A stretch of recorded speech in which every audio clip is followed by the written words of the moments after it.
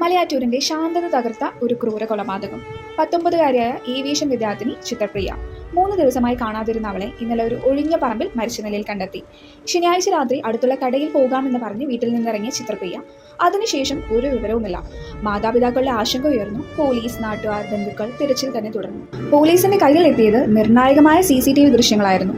രാത്രി 1:53 ചിത്രപ്രിയയും സുഹൃത്തായ അലനും ഒരുമിച്ച് ബൈക്കിൽ പോകുന്നത് അത് കേസിന്റെ തന്നെ ദിശ മാറ്റി. വീട്ടിൽ നിന്ന് 1 കിലോമീറ്റർ മാത്രം അകലെയുള്ള കുരാപ്പിള്ളി കയറ്റത്തിന് സമീപമുള്ള ആളൊഴിഞ്ഞ പറമ്പിൽ ശവം കണ്ടെടുത്തു.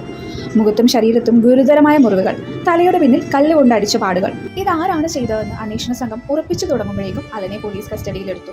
ചോദ്യം ചെയ്യലിൽ അലൻ കുറ്റം സമ്മതിച്ചു.